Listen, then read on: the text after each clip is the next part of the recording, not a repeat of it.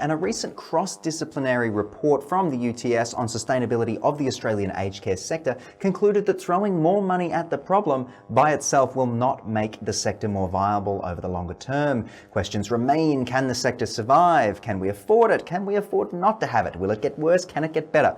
Joining me now to help me out with all of this is Dr. Danny Davis, Visiting Fellow at the UTS Institute of Public Policy and Governance and Managing Director at one of the sector's more innovative providers, Link Community and Transport. So, Danny, what does this report tell us? Let's dive right in. I hit you with some questions there in the intro, so thanks for your time. Thanks for having me. Good to unpack these. So the report looks at what is happening in the sector and recognising that the new government has committed to put a lot more money into aged care, which is very, very welcome. But also looking into the future. And if you look through the economist's eyes, they know that aged care, disability care and healthcare are all blowing out within the budget. Mm-hmm. And in the long term, they can't keep heading in that direction. And yet, if you talk to people, the services they're getting are not yet perfect and it's a long road to get there. And what this report concludes is that we actually have to find more effective ways of getting people's well-being to be promoted in community. That providing this service as an institutional care through institutions, through like healthcare, through GPs as services, etc., isn't the best way for aged care to run, where you're trying to just keep people well, happy and connected in community. So if community and society can improve and can embrace these people and support them to live their best lives, it's better for them and more affordable in the long term. And I think the challenge that comes out of this report is to government to say, as you're putting money into the sector, don't just put it into the services, but put it into the innovations that are going to change the way this operates for the longer term. Absolutely, well said. So let's talk about some of the practical things that you guys are getting up to at Link Community and Transport in order to address these recommendations that you've outlined. Yeah, so at Link we're very much at the coalface. So Right. we deal with individuals personally on a day-to-day basis. We've about 10,000 people on our books who we're looking after, and that's growing very, very rapidly. We've chosen to have a really good look strategically at how we fit what we do, what our purpose, why are we here, what's our existence. Good question. They're very good questions. They're questions that all organisations should be asking themselves from time to time. And we had a look at the aged care, disability care, healthcare, three of the biggest social spends in the country, and they're all relying on care at home strategies, keeping people in home, which is lovely, but the care at home sector is very unstructured. Those are very structured and mature sectors. Care at home, not so much. We looked at the other players who are in it, who are really looking at the kind of medicalised end, the high-end, high needs nursing at home, which is all very good. Yes. But just the basics.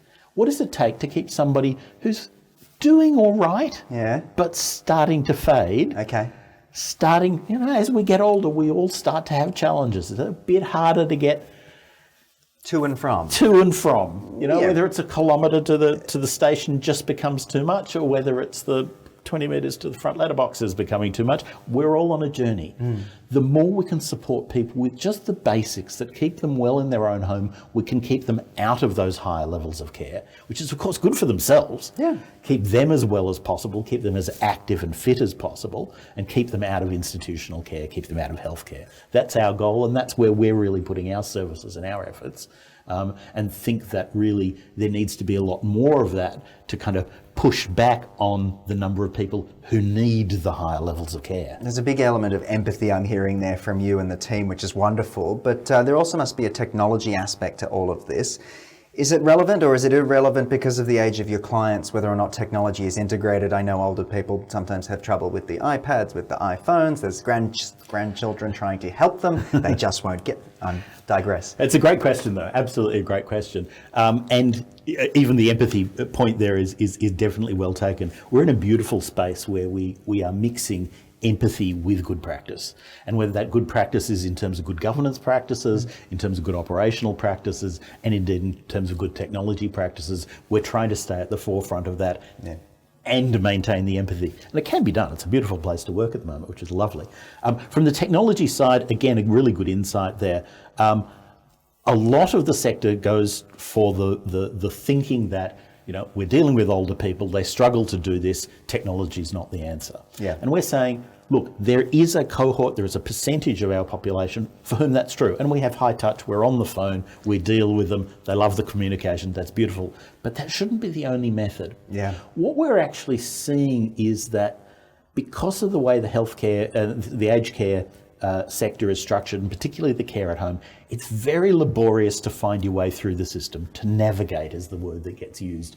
And again, there's too many of these terminology words that people used in the outset. And Yes. what actually ends up happening is you have children saying, Mum, I'll look after you. There's services out there. Let's get you some transport. Let's get you some cleaning. And they get on the phone and they try and make it happen. And it's hard.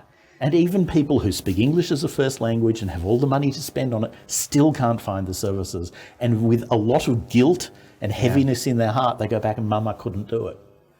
And it's up to the older person themselves to try and navigate this system.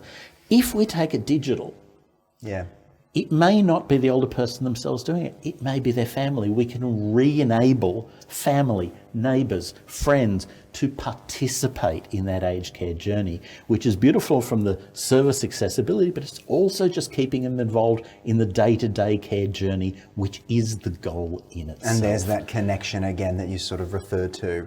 But the technology doesn't have to be impersonal. It can That's the thing. Empower the person. Correct. And I'm glad you said that. But Danny, if you had the opportunity, what would you advise the government to do to get the best long-term outcomes out of all of this change that we're sort of starting to see? Just run us through just a wrap. Great question. Look, it would be making sure that some of the budget that's going in at the moment is going into systems innovation.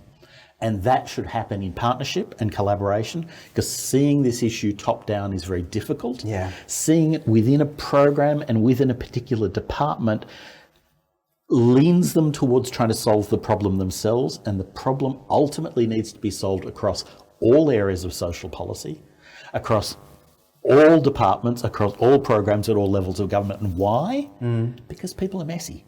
Oh, yeah. People are complex. Oh, yeah. We have issues that don't just fit within one program. The cookie cutter mentality. So trying to solve it top down within a program forces in these barriers that the client needs to navigate.